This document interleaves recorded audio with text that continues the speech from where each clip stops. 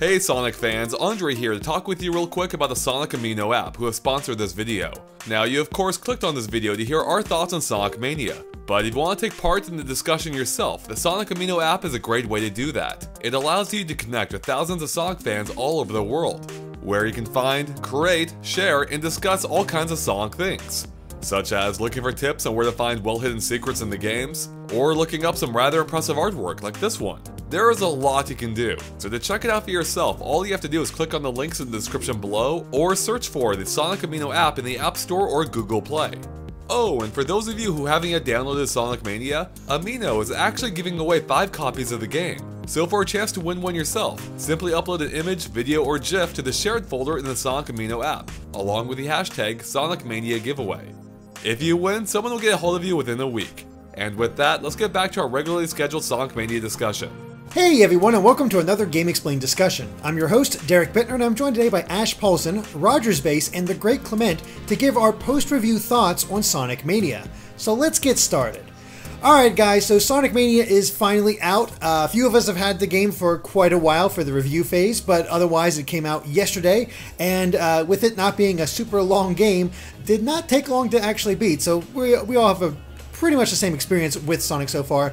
Now, I know Clement is a big lover of Sonic. Ash is, of course, a big lover of Sonic. I don't know your full experience with Sonic, Roger. I think it's not quite as much of a history with the character. Yeah, no. So I obviously played all the Genesis games, and I loved them. I played Sonic Adventure, played Sonic Adventure 2, and also Sonic Advance. And then at some point after Sonic Advance, my love for the series completely died out.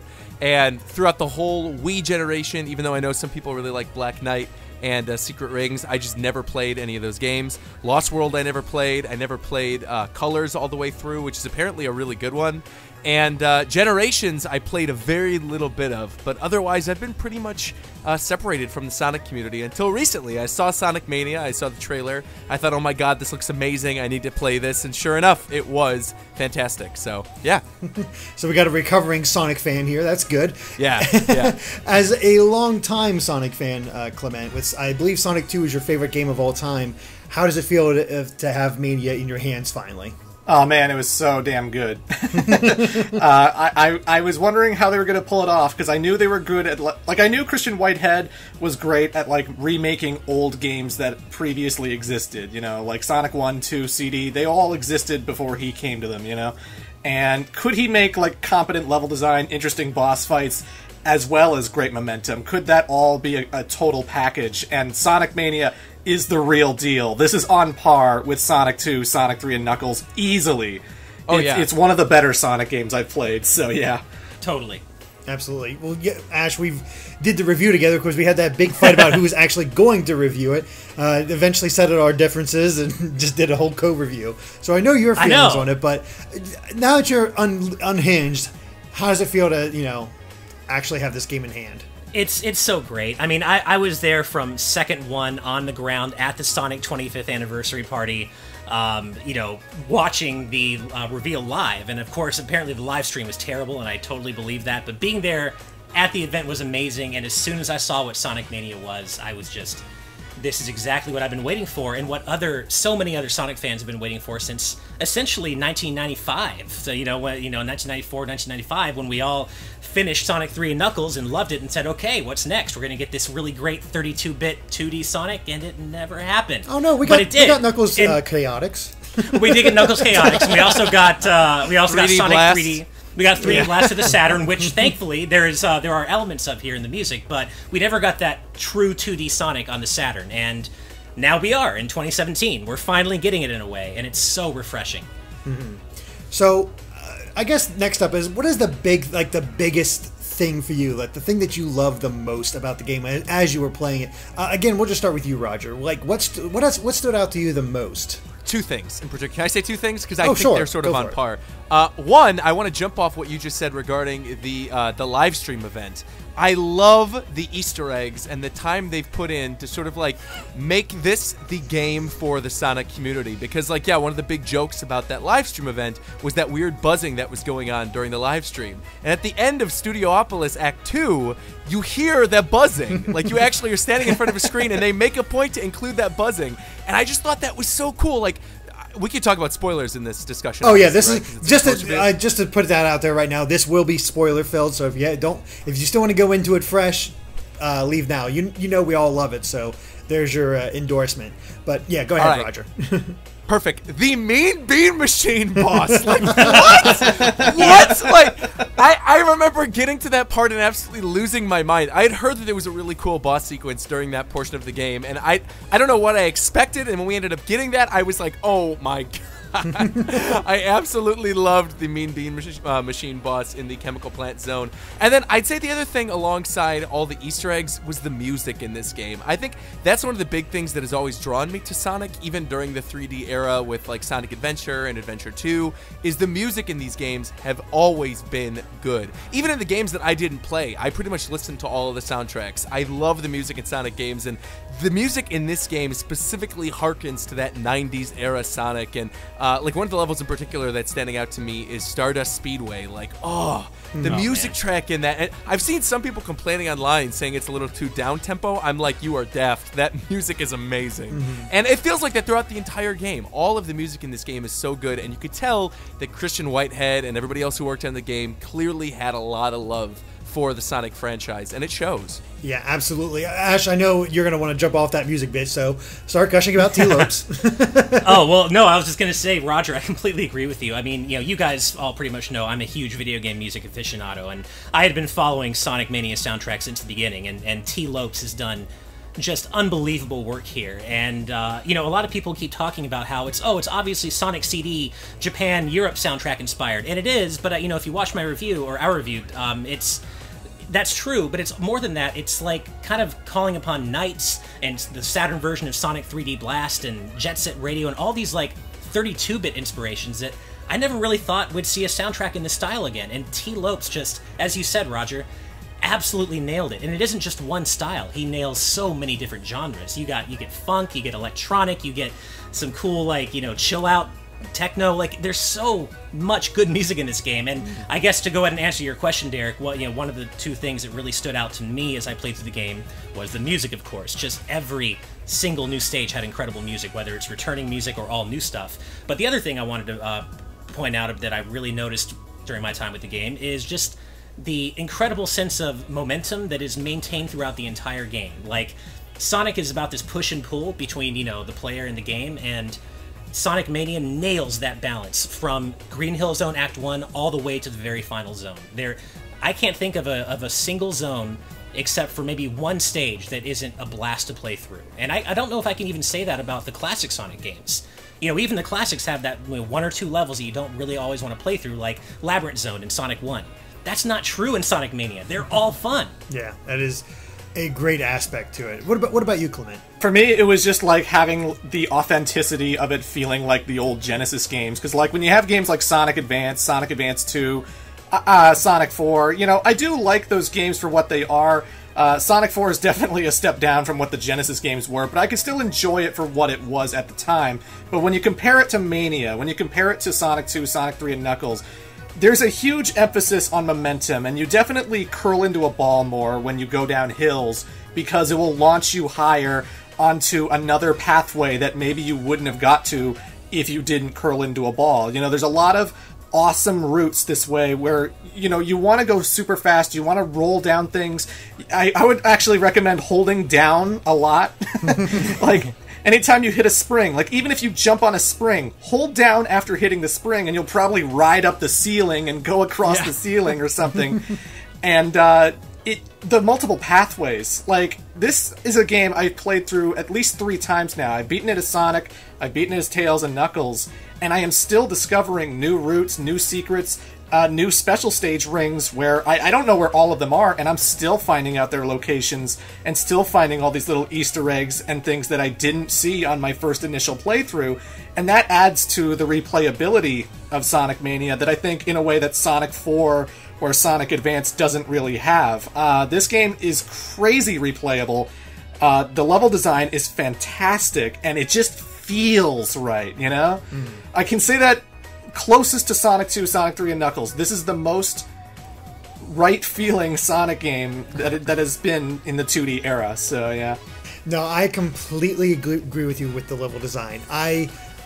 as I was just playing through it, the level design just consistently impressed me with how good it felt to go fast, and also all these places to explore, all those alternate routes to find, making it fun to replay those levels as Knuckles and Tails. Like, despite the different gameplay aspects that they brought to the table, just enjoying what else they had to offer and all the places that you can look for. And I didn't even think about this until after the review, but there's not really any death traps in this game as well. Like, there's always those classic Sonic death traps where you're going fast, all of a sudden spikes, or spring that leads you into spikes, or stuff like that. And there's no, as far as I've encountered, I don't remember any traps that do something like that. I just played through the game today. Like, I just finished it today, and there were definitely jet traps near the ending. Like, not necessarily like spikes or anything like that, but like enemies where you'd have your momentum going, and then an enemy was put right there for you. But I actually didn't mind them.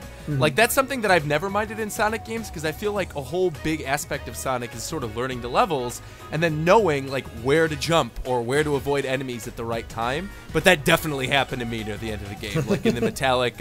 What's the second level? Metallic Madness. Yeah, that happened a lot to me in that level. Yeah. Well, you know, to go off that point, something, and to maybe be closer to what you meant by death trap, there is an incredible lack of pits in the game, especially compared to the original, the classics, which I love. I mean, I was playing Mirage Saloon Act 1, the Knuckles version, a stage I love, by the way. I was playing that last night, and I was surprised when I actually died at the beginning of the stage from a pit, and I'm like, whoa, okay, so there are pits in this game, but very, very, very few, and I think that's good for Sonic. I don't think Sonic needs a bunch of pits. I think that kind of, I mean, yes, it's true that Sonic needs both those momentum areas and those tricky platforming bits, but I think pits for Sonic ruin the momentum a bit too much, so I'm glad to see that Mania was very, picky with where they actually put them. I love the fact that Knuckles sort of has his own, like, playthrough with this game. He has his own exclusive level, and he has his own exclusive boss, and to see a level built around his abilities, I can't think of the last time a 2D Sonic game really had that. Even in the original, even in Sonic 3 and Knuckles, I can't think of too many aspects where no, you need to glide, you need to climb this, other than for like maybe a few secret areas. No, this entire level was built around that, and I love the music. It was this sort of country hip hop fusion, which made me think of the Sonic OVA where Knuckles is in his cowboy hat. And, I'm like, is that on purpose? Like, I'm not sure, because it is still Mirage Saloons, but it still works so wonderfully, and I love that aspect to it. Like, there's so much care put into each and every aspect of this game. Oh, totally. And those hip-hop elements in the music for that stage, that is such a direct callback to, like, Knuckles' character in Adventure and Adventure 2. Which is perfect. Hill, for sure. It's so good, because if you're not a fan, you're like, okay, this is a cool song, like, I like this. But if you're a fan, you know exactly what he was going for. And it's such a great tongue-in-cheek reference. Going beyond that, I guess, to Sonic's abilities, because he does have actually a new ability in this, which is the drop dash. And personally, I didn't really use it that much. I didn't find much use for it. I do think it's probably something that speedrunners are going to make a lot of use out of. But for myself, it's just, I didn't need it. I've never found a good time to really use it. I even kind of forgot about it at certain points. I'm wondering if you guys had the same experience. Roger, we'll start with you again. Yeah, no, I didn't really utilize it all that much. I mean, sorry to give you an easy answer, but that's okay. Yeah. I really didn't. I don't think I even knew about it until like the third or fourth zone, and then I looked online. I was like, oh, I need to use this. Okay, and then I never really used it again. So. What about you, Clement? My trouble was the game never really explained how to use it, and I wasn't really looking up any interviews explaining how to use it, so like I kind of forgot it existed until Stardust Speedway, and then when I actually saw, I was holding the button down, I guess, and then Sonic like zoomed ahead when I didn't really have that much momentum. I was like, oh right, he has a drop dash. So I started using it more after Stardust Speedway, especially during the Metal Sonic fight when he kept gaining on me and I kept like hitting the bumps in the road, so like I would lose a little bit of speed, so then I'd definitely drop dash there.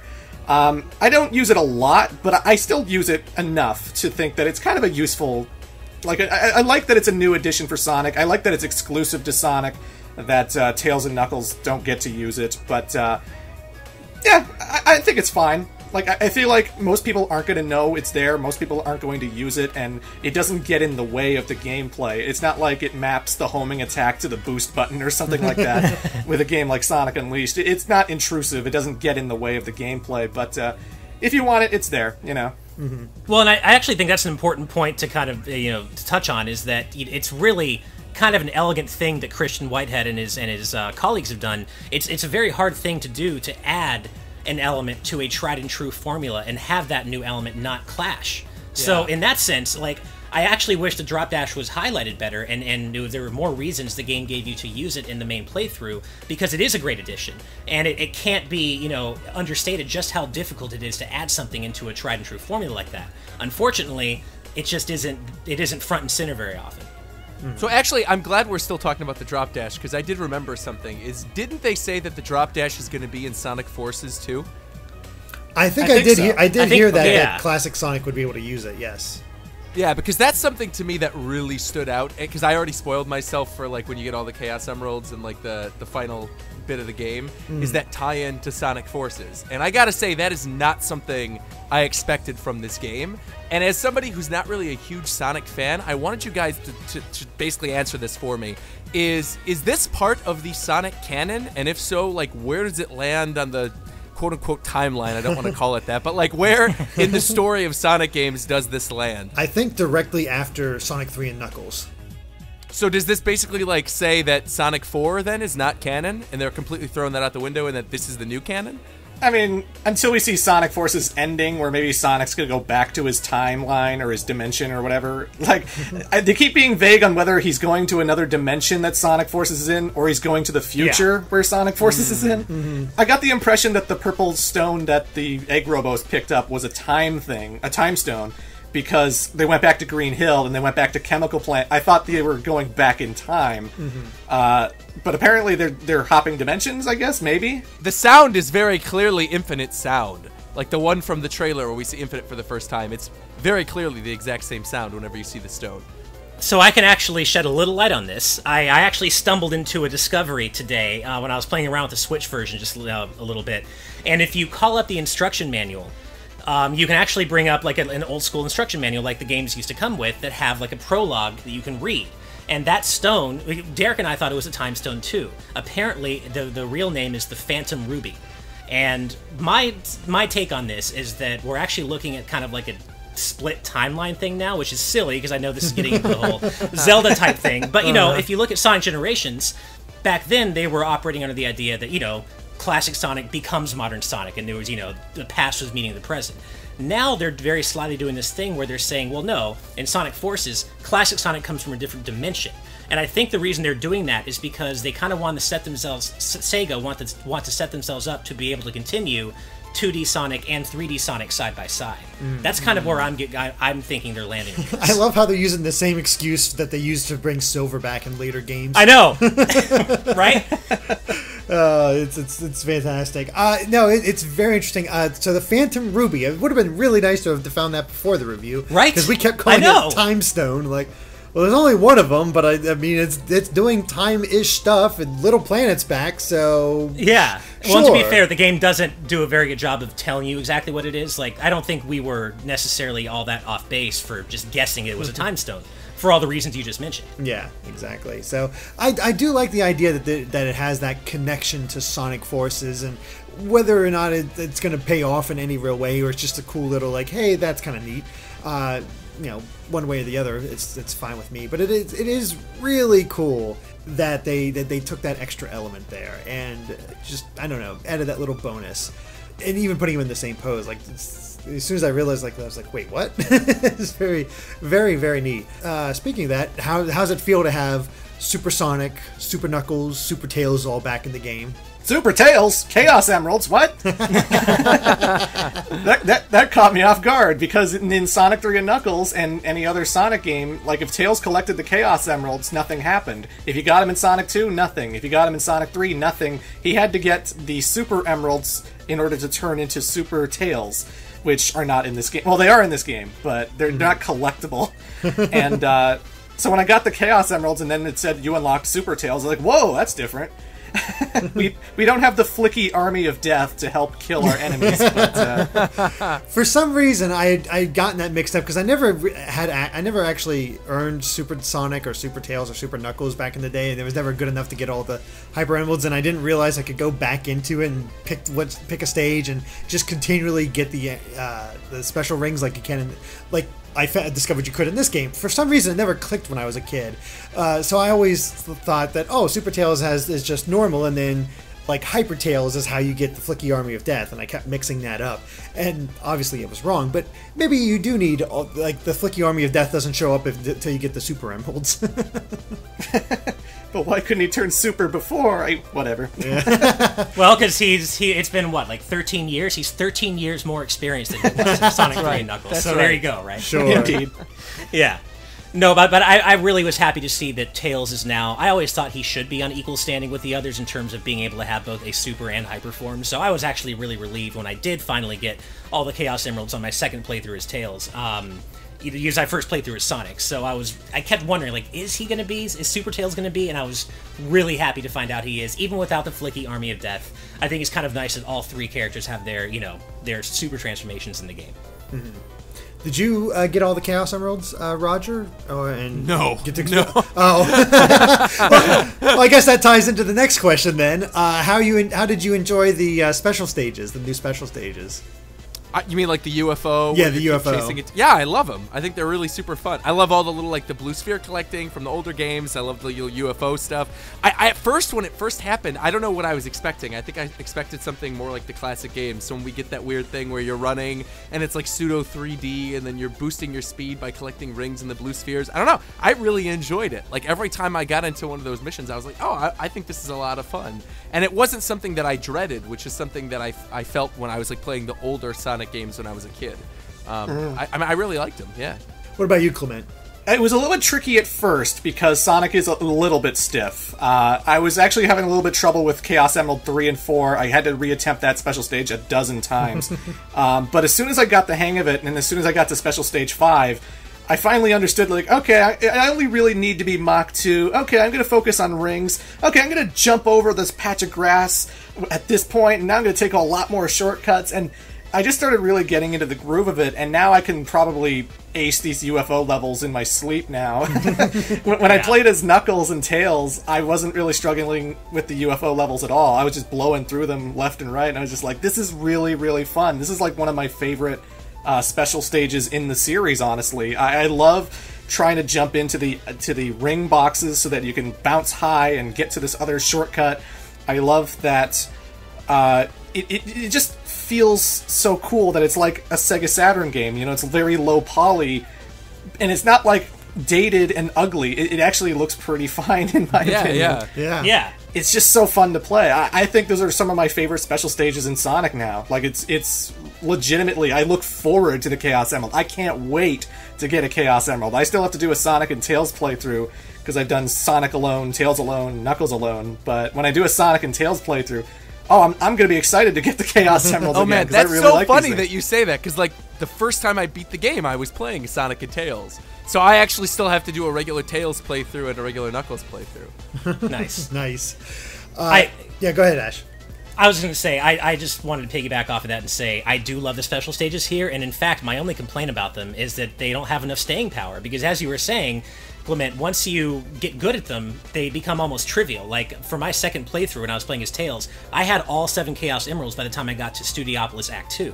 Which is early in the game, and I was like, man, I kind of wished that instead, after getting all the 7 Chaos Emeralds, there were additional bonus stages on top of that you could attempt to just earn lives and continues, because, once you're done for that file. You can't, if you find another special ring, it just gives you 50 rings.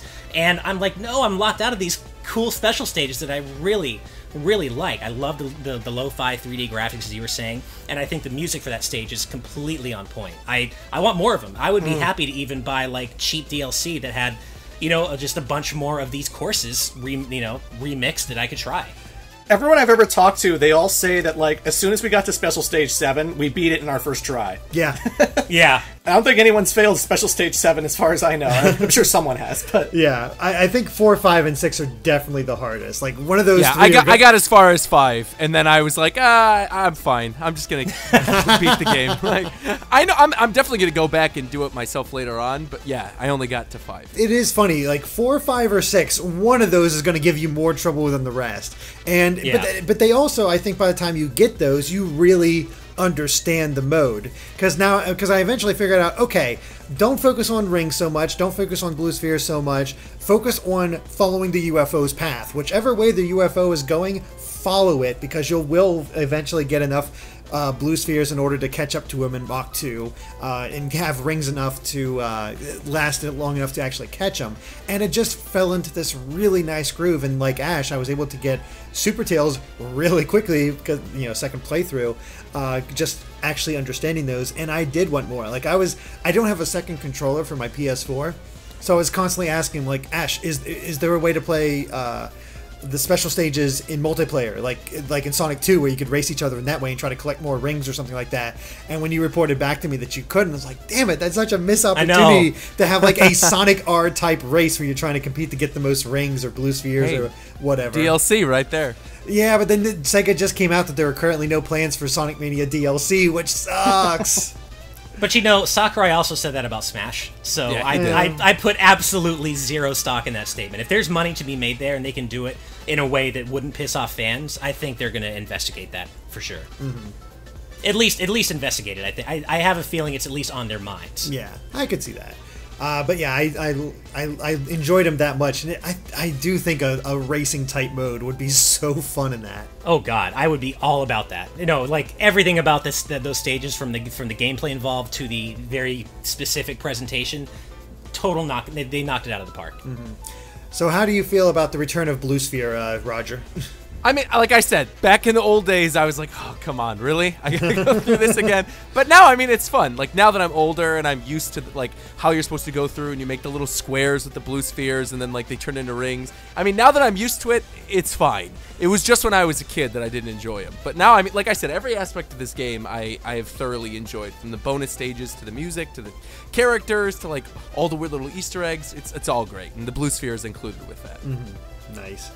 Was it like slipping back into the groove, Clement, when you were first doing the Blue Sphere? I mean, a lot of them are pretty much copy-pasted from Sonic 3 and Knuckles. In fact, the first 3 or so you start off with are straight from Sonic 3 and Knuckles. I was wondering, are there going to be new ones? Are they just bringing back the old ones? But no, I did see a lot I wasn't familiar with. But then again, I never really played Blue Sphere by itself when you locked on with Sonic 1.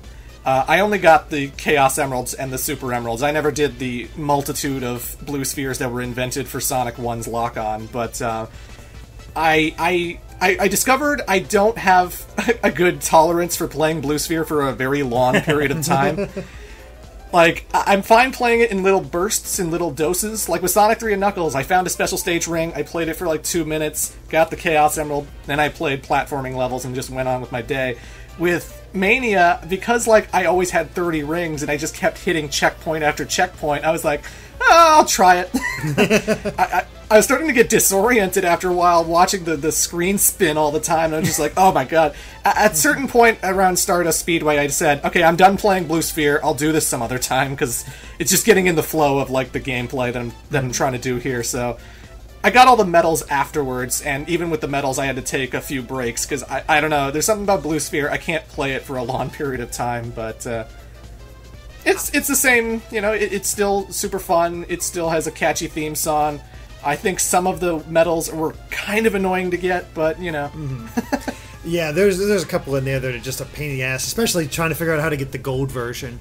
But no, I actually do agree with you that they eventually sort of felt like they were breaking up the flow because you could get into them so often. Like, I would actually choose, like, I don't feel like it right now. I'm just going to keep playing the stage and not really break my flow. The thing I do like the most about Blue Sphere, though, is that it's not locked to any single playthrough. It's throughout all of your entire game, essentially. Yeah. And so you can go at your own pace, or if you are trying to get it and you keep failing, you'll eventually be able to whittle it down to just a select few and be able to eventually get all 32 of the medals and get of course all your extra unlockables.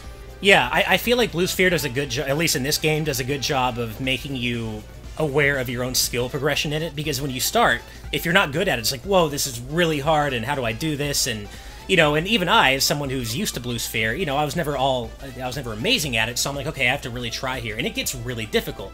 But when you whittle it down to those few that you're having trouble with, and you keep practicing them, and you learn the routes, and you get a little further each time, that feels great. Like, I really like that feeling of getting just a little better each time, and then you finally get that elusive medal. And it helps that the unlockables are all so on point that you want to get those medals just to see what the next unlock is. So I do, like, even though I kind of wish that it wasn't only Blue Sphere that had returned as a bonus stage, I think they do a good job of making it more easily digestible in this game. Mm-hmm.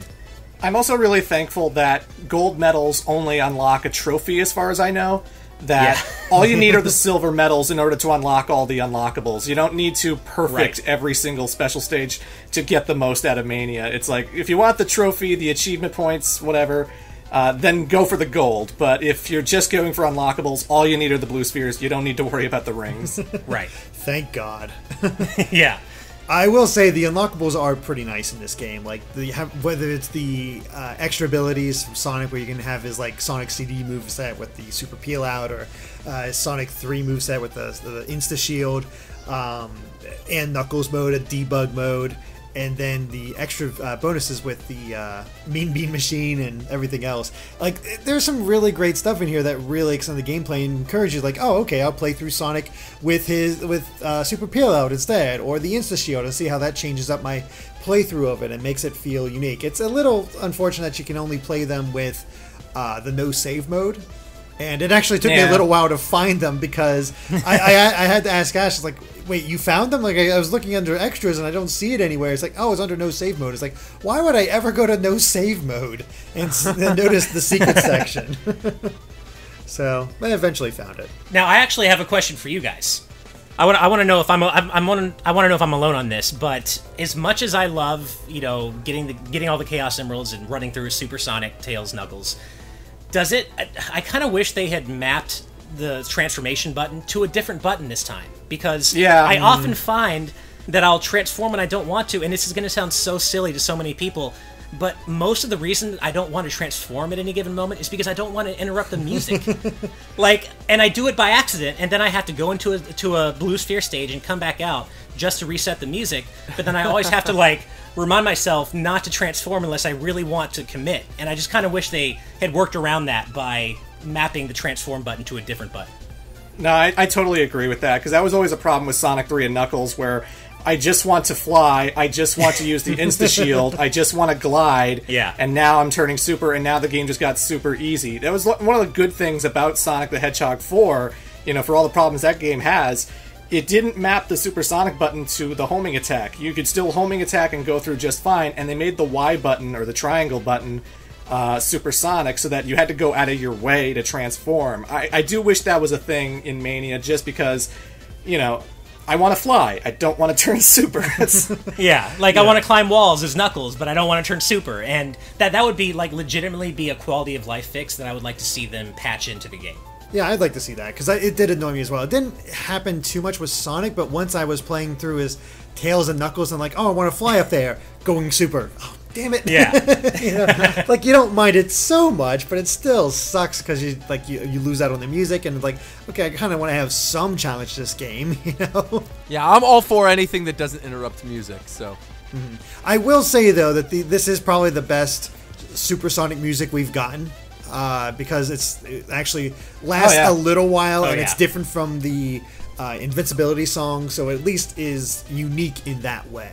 Totally. Mm-hmm. So how do you guys feel about the ratio of old to new? We'll start with you once again, Roger.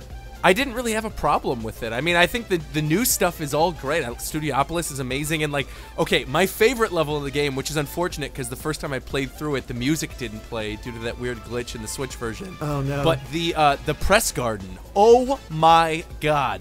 The press garden is so cool. The idea that there was this cool Japanese-themed garden, and that Eggman went in and turned it into his own personal printing press, with all the fake news media. I was sitting there oh my god. Eggman is Donald Trump. Like, this is crazy. Or he wouldn't be Donald Trump. Eggman would be Steve Bannon, I guess. Like, I don't know, God. he's making his own news network. But like, I loved that bit. I thought it was so good. And I thought, like, not only did I think it was really timely, but I just thought, like, the music in that level, in the first act, like I said, I didn't hear it the first time around in Act 2 because I had that weird glitch, but everything about it, like the way they designed the levels, I think the reason I like the new levels so much is because they feel so much like the old ones. And as somebody like me who doesn't play Sonic all that often, and really their best memories of Sonic is playing the old games on the original Genesis, to me, a lot of those old stages felt new to me again. And obviously it's because they redesigned them and they added new things to them, but it really didn't bother me at all that they reused a lot of old stages. To me, I think it was a really nice mix because the old stuff felt like a remixed version of those stages, and the new stuff was exactly that, brand new. I will admit, on my first playthrough, I was a little underwhelmed. It hasn't really bothered me in my second or third playthroughs because there was a point where, like, we got to Oil Ocean, and I was like, oh, okay. Then we got to Lava Reef, and I was like, oh, cool. And then we got to Metallic Madness, I'm like, oh, come on, where's the new stuff? I want something new.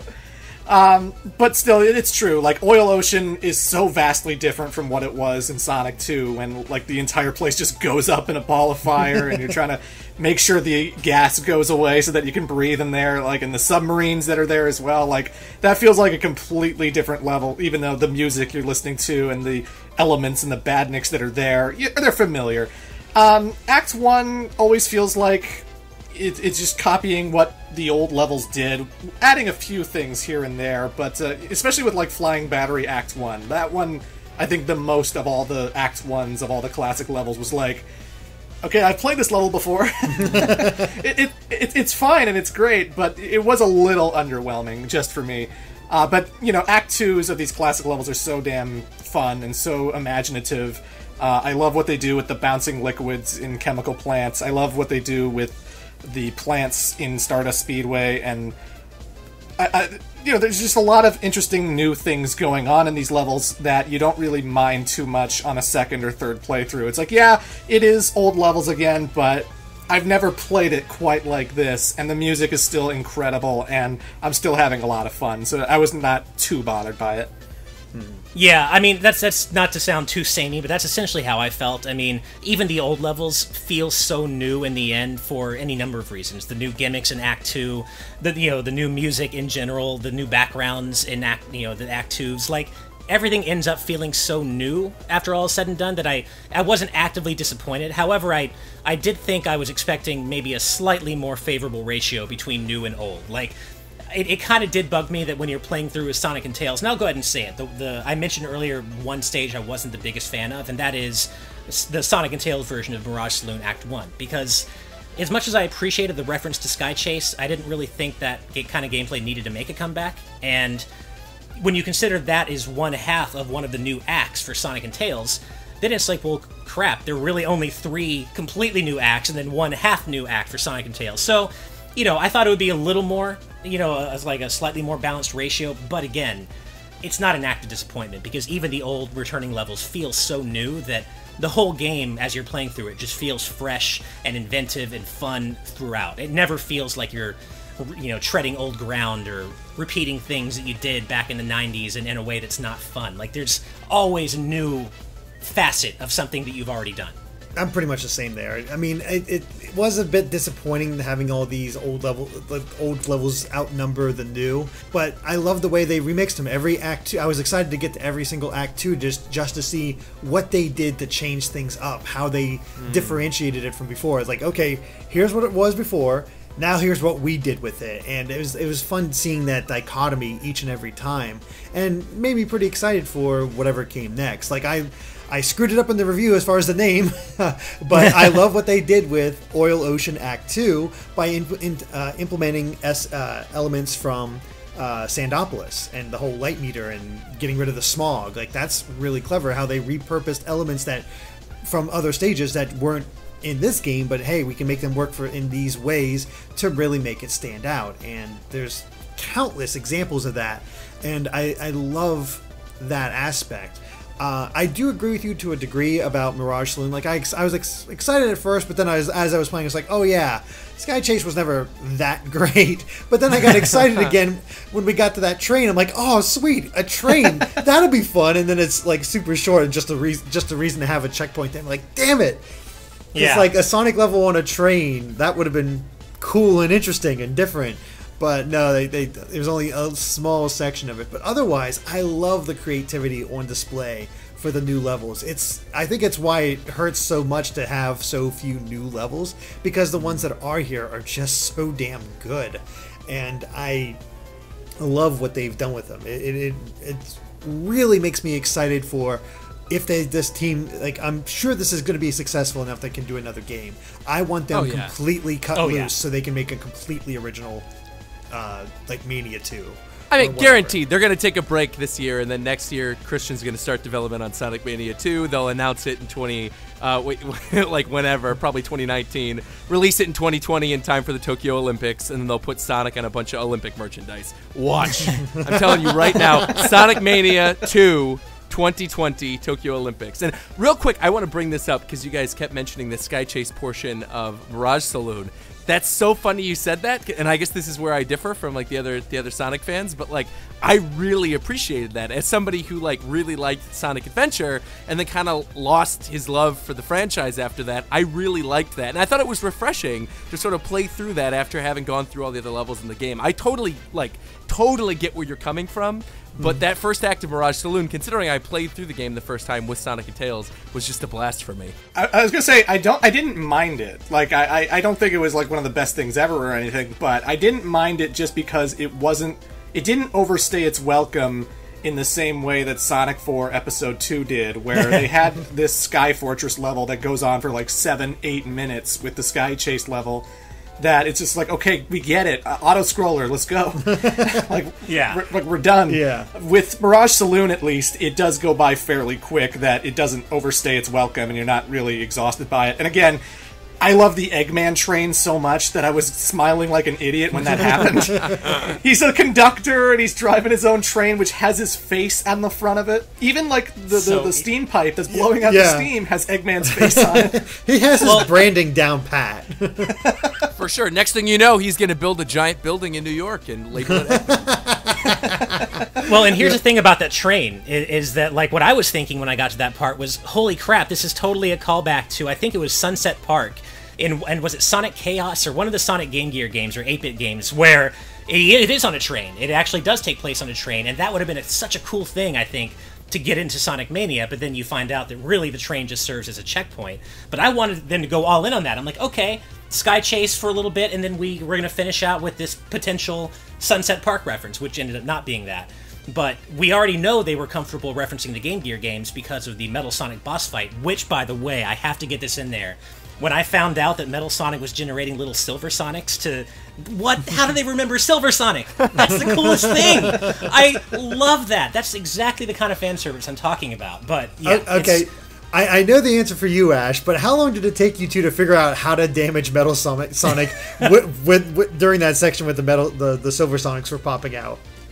It definitely took me a while, because I knew I was bouncing him when I hit him when he was in the spin dash form, but I didn't catch on to that for a while, and I did die at least two times.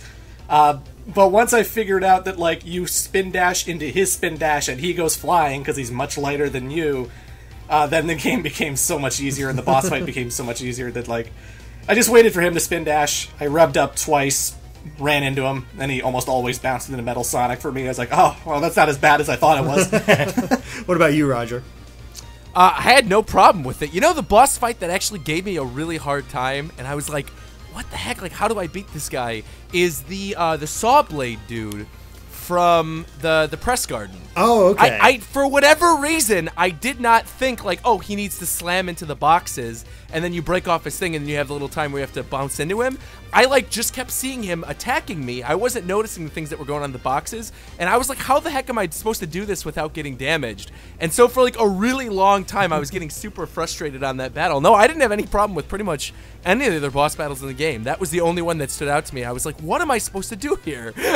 Which is weird, because it's a very obvious tell. Yeah, they do show it when you first get down there, but for whatever reason, I missed that as well. And then he did it again. I'm like, oh, okay. Because I was like you, just throwing myself at him like as he was putting it out. I was like, damn, it's so hard to actually get that timing right. And then he hit one of the more solid boxes. Like, oh, that's what I'm supposed to do. So, kind of an oh duh moment.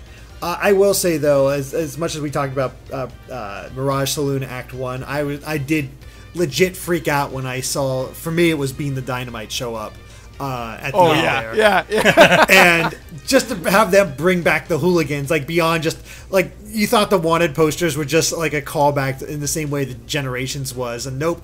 In the game. It's like, you're funny, you mentioned the train being like a callback to Sonic Triple Trouble, which was Fang the Sniper's debut.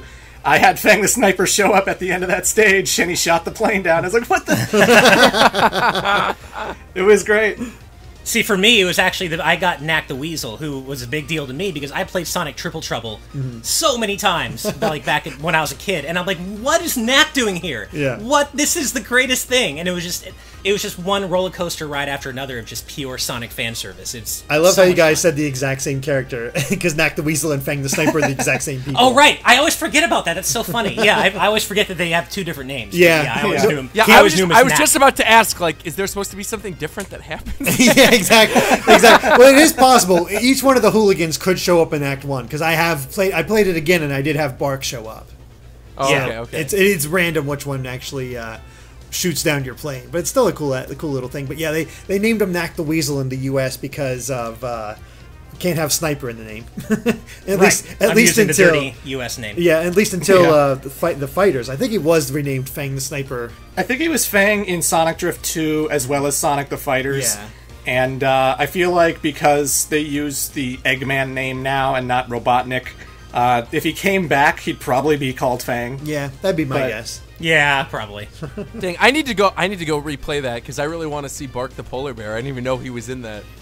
Oh yeah, he's the third form that shows up with the Hardboiled Heavy, the Magic Heavy, I guess his name is. What? Yeah. Yeah, he's part of the boss fight for Mirage Saloon. I don't even remember that. I'm looking at this right now because you guys said Knack the Weasel, so I pulled up Sonic Wiki. I'm like, wait, who are they talking about? And then I saw Fang, but I was like, I don't even remember the thing with Bark the Polar Bear at all. Maybe it was because I was rushing through the game the first time I really wanted to beat it. I gotta go, man. That's the great thing about this game. It's like this is what I was talking about earlier with the Easter eggs, and it's replayable. It's like, oh, I love this. I love this game so much, you guys. Yeah, seriously. You can tell that Sonic fans made the game. You know, Yeah, you can for tell that sure. people who actually like the product and actually know it inside and out designed this game, and that they're showing their love of the franchise in it. You know. Yeah, absolutely. 100%. And I mean, they had some really great boss battles. Like I was thoroughly impressed with most of the boss battles in this game. They had some of the most unique boss fights in the series. I really love the spider one where you're in the elevator and you have to like bounce them into the spikes. I love the one where in Hydro City where they're doing the thing where Sonic is usually getting pushed by the current and you're kind of guiding him past all these blocks, but you're trying to like hit bombs so that the bombs can go right into Eggman's cockpit. The fact that you actually take control of the Eggmobile and reverse the situation that happened in Sonic 3. Now we're sucking him up into us. That was fan. The way this game just in general plays on your expectations as a Sonic fan is brilliant. Yeah, the gotcha machine with all the old, like, super easy boss fights coming back, as well as Amy bots that hug you to death. The suicide bomber Amy. That's the only way. That's the only way she appears in this game, and it's as a suicide bomber To hug you. Oh my gosh, it is so fantastic. Like, these are some of the best boss fights in the series history. I am fully convinced of that. It is just so fun each and every time, and some of them last quite a while. Other ones can be extremely short, like Act 1 of Oil Ocean's boss fight can be taken out in no time, but then you fight Metal Sonic and it just could last for a good minute or so.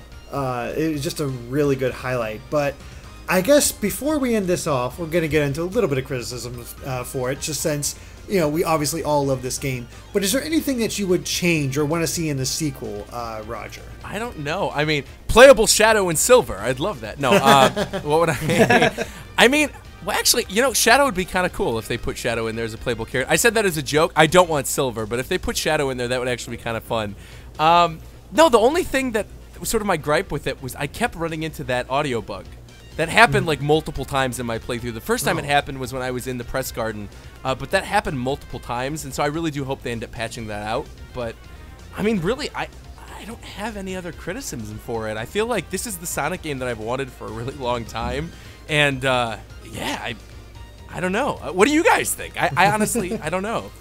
I'm someone, like I said, I got to remind you, like I've been away from the franchise for a long time in terms of like the 2D games, and so I don't really know like what they changed or they got rid of that then ended up coming back. So to me, this is just like a continuation of Sonic 3. Like I'm just like I'm playing this as if I was like in the 90s again, playing through it, and it felt like a direct continuation of that, and that's what I liked about it. But yeah, the audio bug happened to me, and the home button thing happened to me a bunch of times too, where you press it and then it was like it's a little bit delayed when you press the home button and you go back to the main Switch menu. But I mean, beyond those two things, they're so minor in comparison to everything else that's so great in the game. It's like, it's such a great game, I really don't have too much to complain about. We touched up on the Supersonic, Super Tails thing, where I really wish they would map that to a different button. I really wish that, you know, if I want to fly as Tails, let me have a different button for the super form, so that I don't make the game super easy and like broken just because I collected the Chaos Emeralds. Maybe I want to challenge myself, make it like Sonic 4 Episode 1 and 2, where there was a separate button. Obviously, I want new zones. Like, again, the old zones that were in this one are super fun to play through. They are definitely very different from their original incarnations, and I'm still having fun regardless. But I need some new zones. I want to see entirely new content for the next game if they make another 2D old-school Sonic game like this, because I feel like that would make the entire thing just super exciting, and I wouldn't be going, oh, I want to see a new level during my first playthrough like I was. And yeah, I really... There's some levels I don't think are perfect. I actually prefer Hydro City in Sonic 3 and Knuckles over Hydro City in Mania. I don't really like the bubble mechanic. I know it's been a thing in the Game Gear games, like with Sonic Triple Trouble and stuff, but it kind of slowed down the pace of the level for me a little bit, and riding the boats and stuff. I kind of prefer Hydro City as it was in Sonic 3 and Knuckles, and Stardust Speedway was never really my most favoritist level ever, but those are the only two weak spots for Mania for me, and they're not even like giant weak spots that I could say, oh, this ruins the game. It doesn't ruin the game at all. It's just those two levels for me just felt kind of eh, but Sonic Mania is a great game, and I love it to death. It's one of the best Sonic games that's come out in years. I was going to ask you, as somebody who's like a hardcore Sonic fan, which of these levels were old and which ones were new? I know Mirage Saloon, Press Garden, and Studiopolis are new, right? But yeah, isn't Flying Battery? Isn't Flying Battery new too? Nope, that's no, that was in Sonic and Knuckles. Or not Knuckles, yes. The only four new ones are the three you named, and then Titanic Monarch at the very end, the final level. So that's it. Yeah, those four. Yep, okay. That was it. Wow. Yeah, that's it. Okay. Yep. I mean, that's a good thing for a lot of people who never grew up with a Sega CD, is that they'll experience things like Stardust Speedway, Metallic Madness, and it will feel new to them. Because, like, if you haven't played every Sonic game, this isn't going to bother you at all. Like, this is mostly a problem for Sonic fans who have grown up with the series. If Sonic Mania is your first game, you have nothing to complain about. You're going to be happy. Before I go into my closing thoughts, can I just say that I really appreciate that everyone in this chat is saying Hydro City and not Hydrocity? I just want to let you know that you all pass muster. Oh, see, you're lucky I didn't say it, because I've always called it Hydrocity. No, you told on yourself, Derek. You told on yourself. No one would have known. Call it Hydrocity? That's how I pronounced it as a kid, and you get those habits as a kid. It's impossible to kick. Derek, if you hadn't said anything, no one would have known. I gotta be truthful.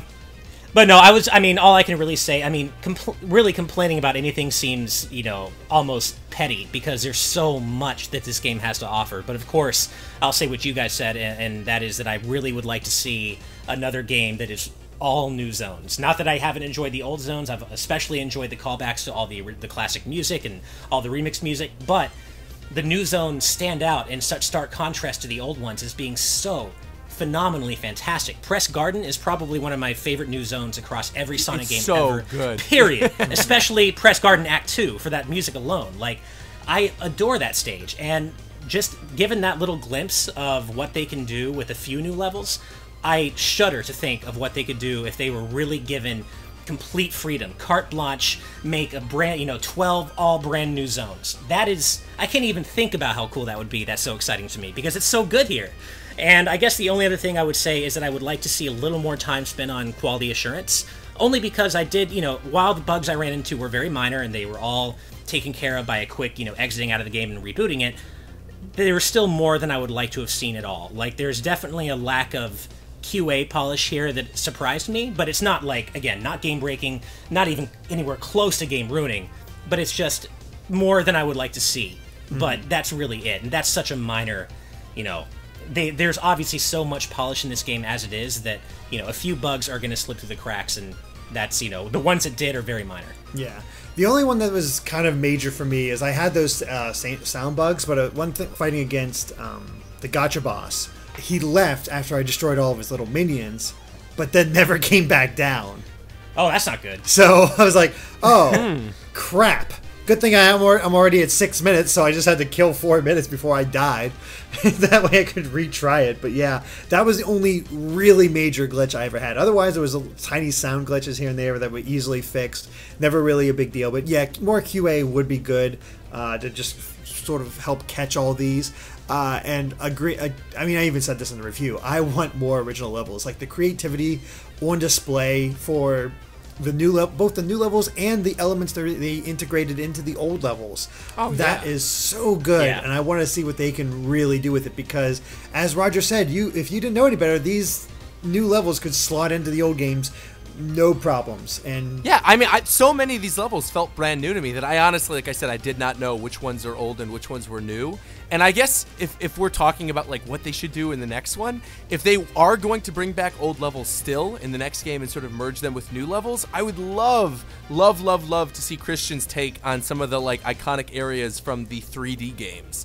Like I'd love to see like an Emerald Coast done in this art style with like the giant killer whale that comes up out of the ground, or like Pumpkin Hill. Like, could you imagine like a Pumpkin Hill zone done in this? Oh, it would be so sick with like a 90s remix of it would be so good. That's honestly what I would want. Like if they're gonna do old callback levels in the next game in Sonic Mania 2, please like make 2D versions of really iconic 3D areas. That would be awesome. I like that idea. I do too, just because it would feel original, just because it's 2D rather than 3D. Yeah, I really like that idea. And not only that, but I'd say bring some of the 3D, I'd like to see some of those 3D levels reimagined in 2D, and also give some of the 8-bit games some love. I would love to see some fan-favorite zones from the Game Gear / Master System versions of these games brought back in a legit, 16/32-bit Sonic style. I would love to see Amy as a playable character. I think that'd be a lot of fun. Just giving her something unique, maybe bring in the hammer, the Pico Pico hammer, who knows, but just something with that. I think that'd be a lot of fun. Add in, use their own take. I also think it would be really cool, not necessarily needing to put them in there as their own character, but to have like maybe a skin change. So rather than Sonic, it's Mighty, or rather than Tails, it's Ray the Flying Squirrel. And continue to have those sort of callbacks, that love towards the history of the franchise. And, dang, you guys don't want Shadow? That's crazy. You don't want Shadow. I actually completely agree with you. I'm down for Shadow, but not Silver. Yeah. I don't want Silver. I want Shadow. Yeah, and they can even do like different things with him if they put him in a 2D game. Maybe like give him the guns from his own game, but do it in some unique way that would make him like a really different feeling character. Yeah. Right now, I'm just imagining a 2D sprite change of Knuckles, only it's Rouge the Bat.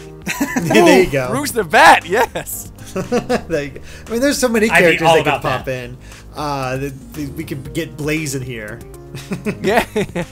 Oh, the boost formula. Yeah, there you go.